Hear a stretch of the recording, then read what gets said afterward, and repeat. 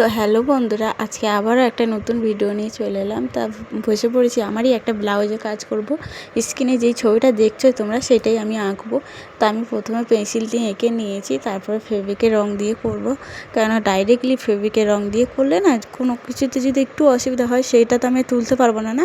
ওই জন্য আমি আগে পেন্সিল দিয়ে এঁকে নিই, তারপরে করি। আর হ্যাঁ, তোমরা আমি যে বললাম না স্ক্রিনে যে ছবিটা দেখছো সেটা দিয়ে আঁকছি, আমি কোনো কিছু দেখেই তারপরে আঁকি। আমি নিজের থেকে কিছু পারি না গো, ওই জন্য আগে আমি মানে কারোর আঁকা দেখে নিয়ে তারপরে আমি করি। এর আগেও একটা পাঞ্জাবির কাজ করেছিলাম, সেটাই অনেকে কমেন্ট করেছিল খুব সুন্দর হয়েছে। হ্যাঁ, ওটাও আমি একটা পাঞ্জাবি দেখে তবেই করেছি। আমি না দেখে কিছু করতে পারি না, কিছু দেখি তারপরে করি। তোমরা সেটা কমেন্টে জানাবে আমার হাতের কাজগুলো কেমন হয়। জানি ভালো হয় না, তাও চেষ্টা করি ভালো করার। কতটুকু করতে পারি জানি না। তা দেখো, তোমাদের সাথে কথা বলতে বলতে আমার পিঠের কাজটা হয়ে গেছে। এবার আমি হাতার কাজগুলো করব। তাই হাতার মধ্যে একটা কাগজ কেটে ঢুকিয়ে নিচ্ছি, নাহলে এপারের রং ওপারে লেগে যাবে বলে আমি কাগজটা ভিতরে দিয়ে তারপরেই করব।